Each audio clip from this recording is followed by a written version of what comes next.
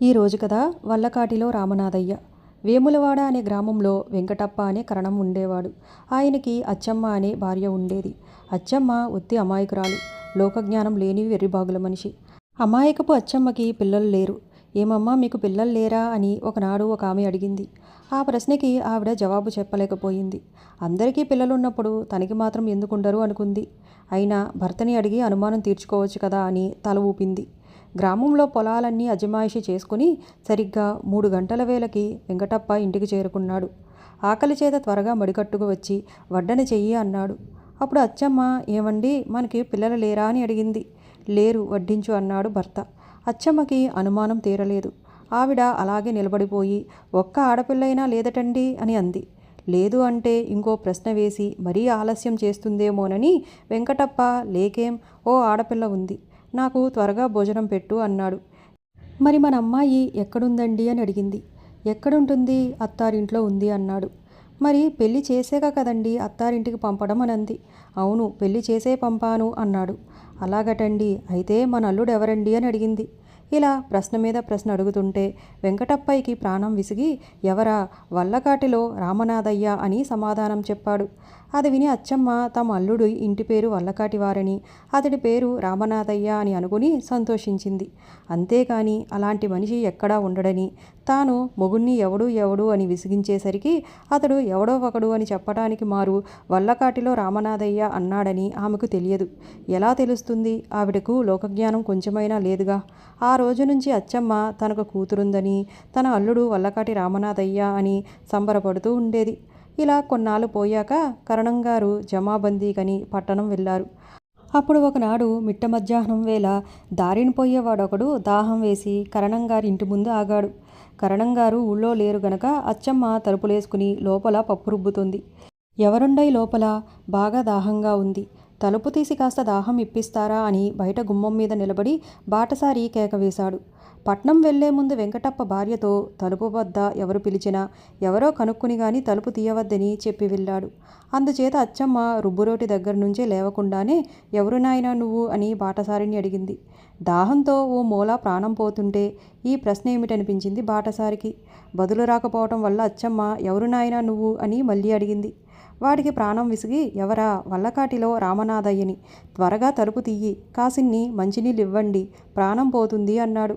ఎవరు, వల్లకాటిలో రామనాథయ్యవా, మా అల్లుడువా నాయనా అంటూ అచ్చమ్మ ఎగిరి గంతేసి గబగబా వచ్చి తలుపు తీసింది.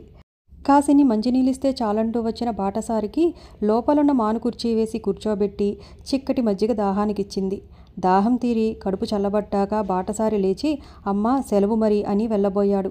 ఆ మాట విని అచ్చమ్మ, అదేమిటి రామనాథయ్య, అప్పుడే వెళ్ళిపోతానంటావు, అల్లుడువు రాక రాక వచ్చావు, ఉండు, మామగారు ఊళ్ళో లేనప్పుడు వచ్చావు, ఆయన రాకుండా వెళ్ళిపోతావా, ఇంతకీ మా అమ్మాయి సంగతేం చెప్పావు కాదు అంటూ మొదలుపెట్టింది. ఈ మాటలకు ఆ వచ్చినవాడు నిర్ఘంతపోయాడు. ఇదేమిటి, నన్ను ఇవిడ అల్లుడంటూ ఉంది, నాకు దాహానికి ఇవ్వలేదని ప్రాణం విసిగి నా పేరు వల్లకాటిలో రామనాథయ్య అని యథాలాపంగా అనేసరికి ఆ మాట నిజమే అని ఈవిడ నమ్మినట్టుంది. బహుశా ఈ ఇంటివారి అల్లుడి పేరు రామనాథయ్య అయి ఉండాలి. లేకపోతే ఈ పేరు చెప్పగానే నన్ను ఇంతగా మర్యాద చేయడమేమిటి? ఇదంతా చూస్తే తమాషాగా ఉంది అనుకున్నాడు. అయినా ఆ ఇల్లాలు తన కూతురు గురించి క్షేమవార్తలు అడిగినప్పుడు ఏదో ఒక తృప్తికరమైన సమాధానం చెప్పకపోతే బాగుండదు కదా. అందుచేత అతను ఎందుకైనా మంచిదని, మీ అమ్మాయి కులాసాగానే ఉంది అని చెప్పాడు. ఆవిడ సంతోషించి ఒక్క క్షణంలో వస్తానని చెప్పి లోపలికి వెళ్ళి మినప్పప్పు గబగబా రుబ్బేసి అల్లుడు కోసమని గారెలు వేసి పట్టుకొచ్చింది. అవతల మునిగిపోయే పని ఏమీ లేదు గనక ఆ వచ్చినవాడు తాపీగా కూర్చొని గారెలన్నీ తిన్నాడు. చెయ్యి కడుక్కుని, ఇంక నేను వెళ్తానండి అన్నాడు.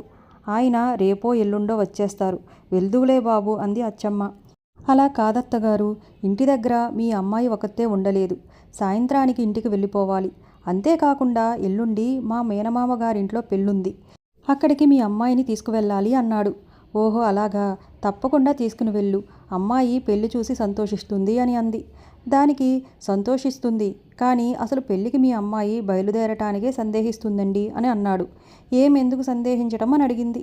ఎందుకేమిటి, పెళ్లికి వచ్చిన వాళ్ళంతా గంబెడు నగలెట్టుకుని వస్తారు, మంచి మంచి బెనారస్ చీరలు కట్టుకుని వస్తారు, మీ అమ్మాయికి ఇవేమీ లేవుగా మరి అని అన్నాడు. అయ్యో, అయితే ఎలా మరి, ఎక్కడైనా నగలు ఎరువు తెచ్చుకోమన్నాను, కానీ ఎవరూ ఇవ్వనన్నారట, పోనీ మా అమ్మని అడిగితేండి అని నన్ను ఇక్కడికి పంపింది అని అన్నాడు.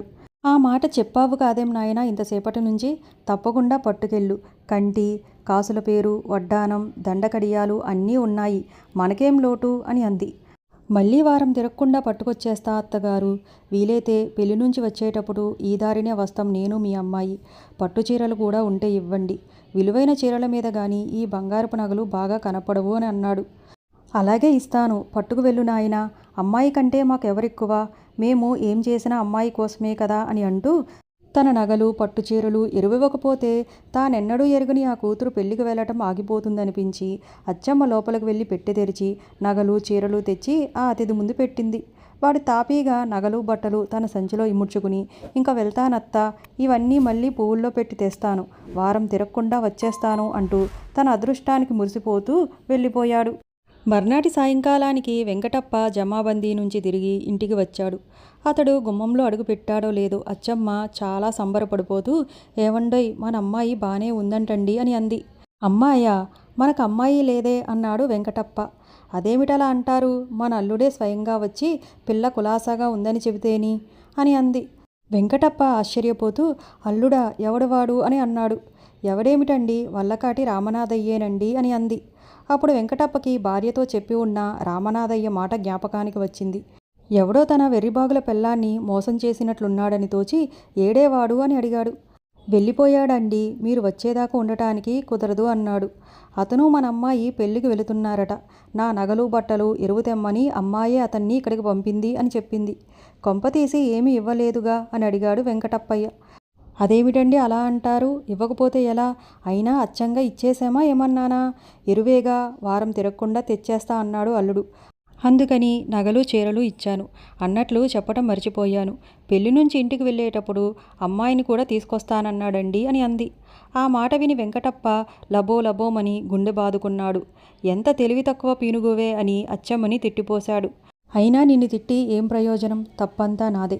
మనకి అమ్మాయి లేదు, అల్లుడు లేడని చెప్పక వల్లకాటిలో రామనాథయ్య మన అల్లుడు అనడం నాదే తప్పు.